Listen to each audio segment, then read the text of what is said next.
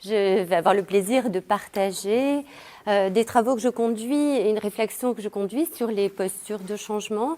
Ça va faire écho à ce que Philippe vous a présenté tout à l'heure sur les postures de bricolage, de braconnage, la posture d'ouvrier dans la continuité des travaux d'Anne Jorot, mais aussi sur les travaux des postures d'enseignement et la question aussi des gestes professionnels. Et je vais vous proposer de questionner l'innovation non pas à travers, on ne va pas revenir sur ces définitions, non pas à travers les questions des dimensions organisationnelles, des dimensions techniques et sociales de l'innovation, à travers les dispositifs innovants. On entend beaucoup parler de dispositifs innovants, mais en quoi les innovations se traduisent à travers la corporéité des acteurs.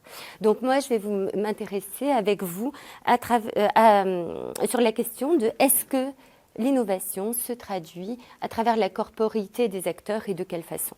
Eh bien, je vous plonge en 1920 dans des classes que vous connaissez très certainement, celle de Célestin Freinet, un innovateur qui a été reconnu même comme révolutionnaire, un braconneur à l'époque, et que nous traduisent ces photos. Qu'est-ce qu'on peut lire dans ces photos? La première photo, sur votre gauche, on voit Célestin Freinet qui est le buste incliné, penché. C'est l'élève qui est au tableau, c'est l'élève qui expose très certainement aux autres une maquette. Célestin Freinet, on le voit pointer du doigt la maquette. Qu'est-ce qu'on peut lire? Comment on peut interpréter son geste? L'inclinaison de son buste, le regard qui regarde l'élève, la production de l'élève comme un geste d'intérêt. Comment l'élève reçoit-il le geste? Parce que le geste est porté par une intentionnalité, l'intentionnalité de l'enseignant, et il va être reçu d'une façon symbolique, il va toucher singulièrement l'élève. Et qu'est-ce que l'élève, qu'est-ce qu'il comprend de cette attitude, de ce regard, de ce doigt pointé sur le travail de l'élève? Peut-être est-ce que c'est un geste d'intérêt pour son travail, peut-être est-ce un geste de questionnement, peut-être est-ce un geste d'orientation. On voit après, au milieu, Célestin Freinet au niveau des élèves, assis au milieu de ses élèves. On le voit, la tête, le regard incliné, et qui écoute très certainement, qui est attentif à un élève qui est en train de venir vers lui. Un geste d'écoute, d'attention, aussi d'intérêt, peut-être. Et puis on voit dans sa classe, autour de l'imprimerie, Célestin Freinet absent d'un groupe où plusieurs élèves, nombre d'élèves sont regroupés. Très certainement, nous avons parlé de posture de lâcher prise. Là, il fait confiance à l'organisation de collectifs des élèves au travail et peut-être est-il en train d'aider d'autres élèves. Donc peut-être une posture coopérative à l'aide.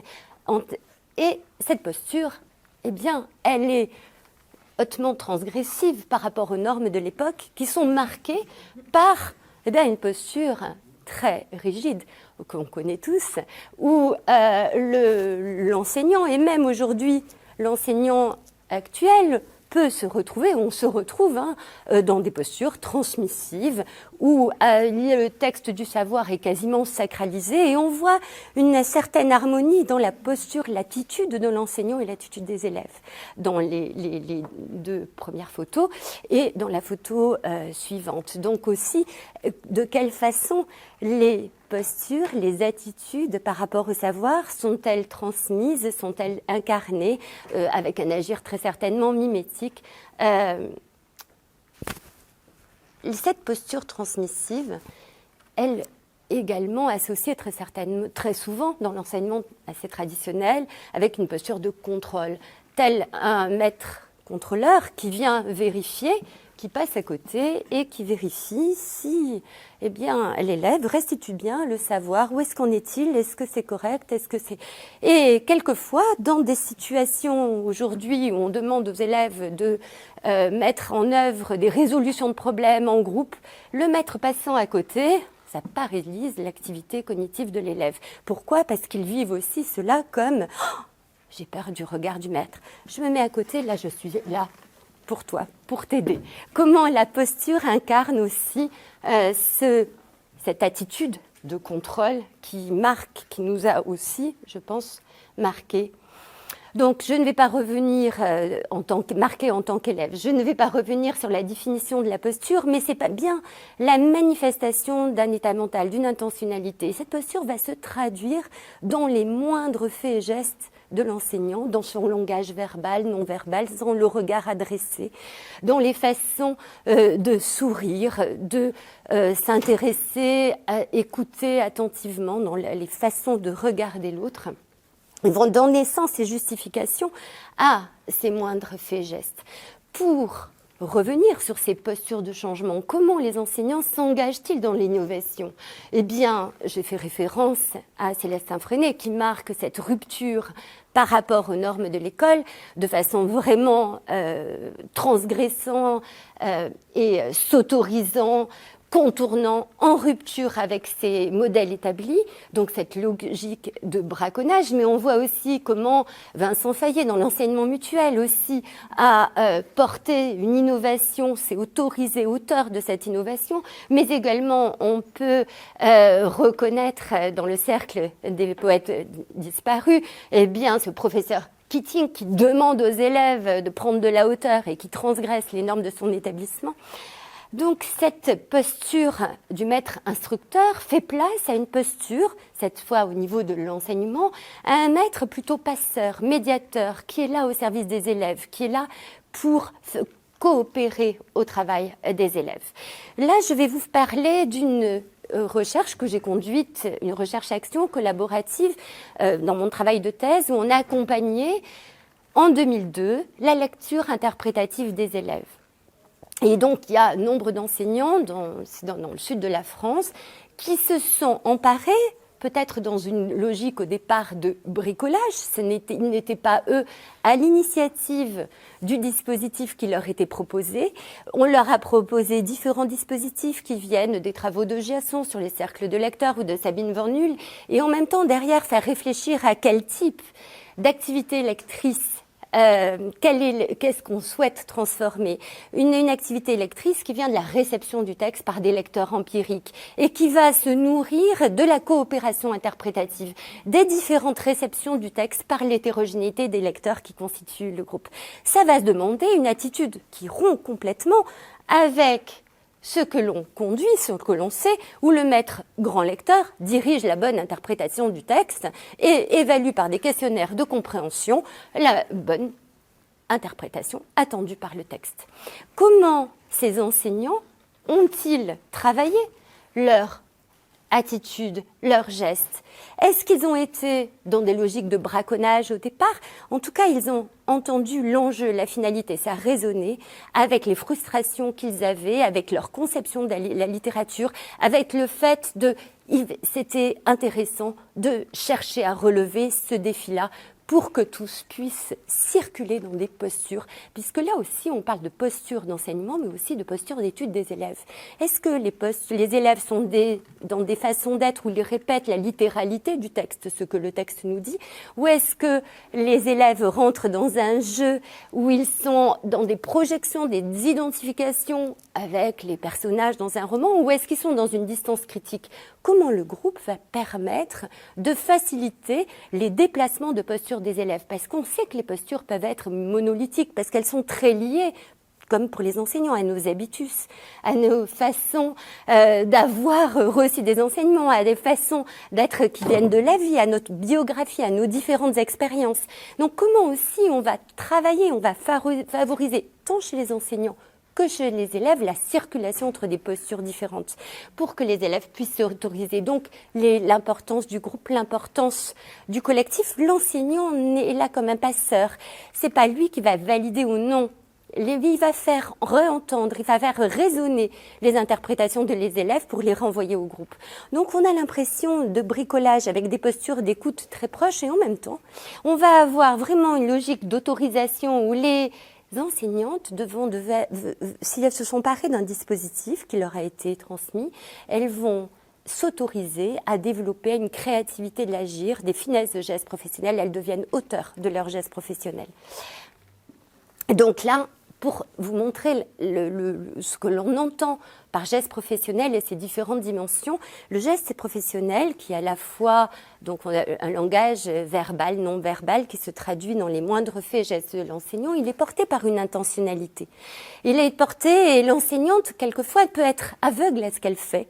Et puisque on n'est pas conscient de tout ce que l'on fait quand on agit, on peut être aveugle à ce qu'on fait. Il y a des méthodologies comme celle de l'autoconfrontation qui permet à l'enseignant de dire là, ah ben là, je vois, on écoute, je pense, et on voit bien que c'est elle qui va se dire ce qu'elle veut faire, s'auto-prescrire, et elle va travailler avec ses auto-prescriptions, telle l'ouvrière d'elle-même, pour pouvoir affiner les bricolages qui sont au niveau des dispositifs, mais elle est auteure de cette façon d'affiner pour que l'intention qui était la sienne eh bien, soit vécue par les élèves et produise les modifications chez les élèves qu'elle attend. Et on voit comment cette dimension performative qui est liée à la réception du geste par les élèves, eh bien, ce qu'en disent les élèves là, ils disent, quand on leur soumet aussi les photos, le film, ils disent qu'elle est attentive à tout ce qu'on dit. Elle regarde dans les yeux, réfléchit. Si jamais elle voulait lire dans nos pensées, et Margot, qui est une des élèves les plus en difficulté et qui va excessivement profiter, de ces coopérations interprétatives, j'ai à dire à plus les choses. Elle nous donne de la confiance et elle va changer même de place dans le regard des autres, puisqu'elle va produire des moments au niveau de la lecture, elle va participer à la lecture collective. Donc, la réception de ces gestes par les élèves. Et donc, ces gestes sont en partie invisibles par ceux qui les mobilisent et sont en partie aussi invisibles par ceux qui les observent, puisqu'on n'arrive pas à être dans tous les motifs, tous les dilemmes de l'activité, toutes les raisons d'agir. Donc, des méthodologies d'accès à ces gestes professionnels qui sont importantes. Donc, tout à l'heure, la question qui nous était posée, est-ce qu'on est enfermé dans des boîtes? Non, ces postures, par rapport à l'innovation, on circule, on voit bien qu'on peut s'engager, on peut être auteur d'une innovation, on peut braconner, mais on peut aussi après s'en emparer, bricoler, la transformer, devenir braconnier. Et puis l'agent, moi j'interroge cette posture d'agent. Oui, on reconnaît l'enseignant qui veut bien faire, qui a besoin d'être rassuré, mais néanmoins, enseigner dans des contextes différents. Moi, ce qui m'intéresse beaucoup, c'est les contextes de REP, des rééducations prioritaires, faire réussir des élèves qui sont loin des attentes et des habitudes scolaires. Eh bien, être agent avec des élèves qui ont des comportements bien différents de ceux qu'on attend, eh bien, c'est très difficile d'appliquer. Par contre, on est agent de soi-même, de comment je vais travailler finement. Et quand on lit, par exemple, les travaux de Célestin Freinet, on voit combien les idées ont été des idées hyper intéressantes de transformation, et après, comment il a bricolé, et après, comment il a été l'ouvrier aussi de ce qu'il souhaite pouvoir faire produire.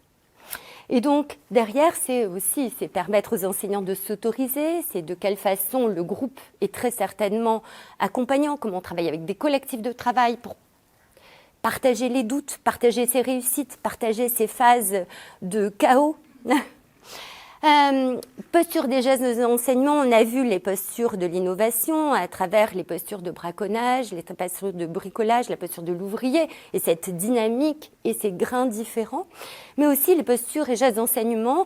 Donc j'ai fait référence dans les photos à des postures d'instructeurs, de contrôleurs ou qui transmet et contrôle la bonne réponse de façon très caricaturale. On a pu voir la posture du passeur, médiateur, qui instaure une communauté de pairs, qui accueille les désirs, les craintes, favorise la parole. Mais aussi on a d'autres postures et qui sont bien évidemment liées aussi à des théories de l'apprentissage, à des conceptions sur l'apprentissage.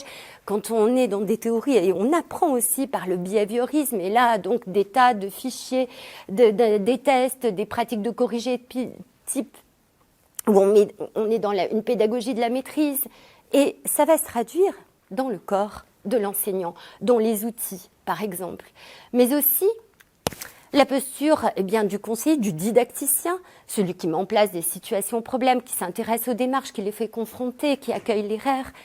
Et on peut se demander, est-ce que ces postures sont aussi des enfermements Ou est-ce que ce qui est intéressant, c'est de pouvoir circuler dans des postures différentes avec des gestes professionnels qui sont ajustés aux situations et au contexte. Et très certainement qu'il y a une interactivité entre des postures, on est le médiateur, mais à des moments, l'enseignement transmissif. Peut-être que par contre, ça va changer la posture du contrôleur. Quand on devient du médiateur, peut-être que quand on est dans un moment très transmissif, on n'a plus cette posture de contrôle qui peut paralyser. Je ne sais pas si c'est des questions que je vous pose. Par exemple, comment cette posture de didacticien se traduit dans les dispositifs, et l'enseignant au tableau peut être dans une posture où il pose. Là, on est en orthographe, on est sur des formats de dictée négociée, elle accueille toutes les procédures, elle les liste au tableau. Qu'est-ce que nous dit aussi le tableau de l'accueil de la construction collective des doutes orthographiques et de leur résolution et des catégorisations que cela demande. Donc là, on a aussi des postures qui s'incarnent dans des formats très différents. Et en même temps,